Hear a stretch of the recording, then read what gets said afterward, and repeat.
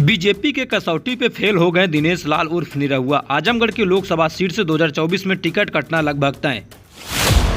2024 लोकसभा चुनाव में सपा को टक्कर देने में नाकाम साबित होंगे दिनेश लाल यादव। बीजेपी के सर्वे में हुआ बड़ा खुलासा। बीजेपी के गोपनीय सर्वे में 1.5 दर्जन से ज्यादा सांसद हो गए फेल, जिनमें सबसे ऊपर दिनेश लाल उर्फ निरहुआ का नाम चर्चा तेज है। 2024 के चुनावी रण में सपा और बीजेपी के बीच होगा हर सीट पर सीधा मुकाबला। सपा के इस प्लान से बीजेपी हो गई है हैरान। उत्तर प्रदेश में लोकसभा चुनाव का आगाज फिलहाल अभी नहीं हुआ है, लेकिन बीजेपी अपने उन कसौटियों पे खरा उतर रही जिन कसौटी पर अन्य पार्टियां अंत में उतरती हैं। लेकिन बीजेपी लगातार अपने ही सांसदों की गोपनीय सर्वे करा रही है और 3 स्तरीय सर्वे पर जो भी सांसद फेल हो रहा है उसे 2024 के लोकसभा चुनाव में टिकट पाना मुश्किल सा दिखाई देगा।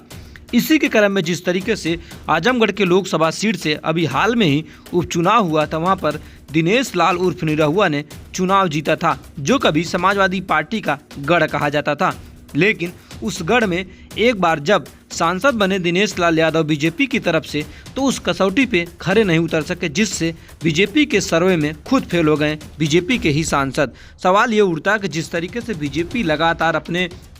जो सांसद उनकी लगातार गोपनीय जांच करा रही है और उस सर्वे करा रही, सर्वे में ये पता लगाने का प्रयास की जा रहा है कि क्या टिकट पाने वाले उन नेताओं को जो टिकट मांगने की बात कर रहे हैं या कहें जो सांसद हैं उनको टिकट दिया जाता है, तो क्या 2024 के लोकसभा चुनाव में चुनाव जीतेंगे या नहीं। इन सवालों को जवाब लगातार बीजेपी अपने ही नेताओं में तलाश रही है। फिलहाल आपको बता दें कि दिनेश लाल यादव बीजेपी के कसौटी पे फेल हो चुके हैं और 2024 के लोकसभा चुनाव में टिकट कटने की तलवार दिनेश लाल यादव पर कुछ ज़्यादा ही लटक रही है, या कहें बीजेपी ने टिकट नहीं देगी। सूत्र ये जो बीजेपी के पार्टी के ही कुछ सूत्र बता रहे हैं, जिस तरीके से कह रहे हैं कि बीजेपी आजमगढ़ की लोकसभा सीट पर अगर दिनेश लाल यादव को प्रत्याशी बनाएगी तो 2024 के लोकसभा चुनाव में बीजेपी को हार का सामना करना पड़ सकता है आजमगढ़ की लोकसभा सीट से। इसलिए वहाँ पर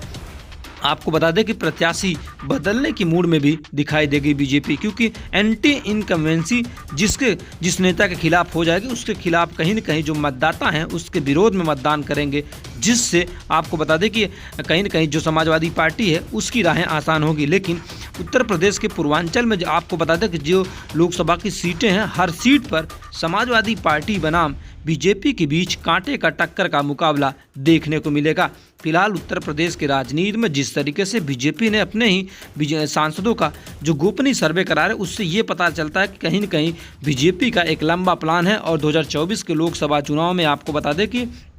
जिस तरीके से बीजेपी लगातार अपने ही नेताओं का सर्वे भले करा, लेकिन कहीं न कहीं बीजेपी उन तैयारियों में भी लगे जिससे 2024 के लोकसभा चुनाव में बीजेपी उत्तर प्रदेश के 80 लोकसभा सीट जीतने का जो दावा था वह कितनी सीट जीतेगी ये तो आने वाले वक्त में ही पता चलेगा।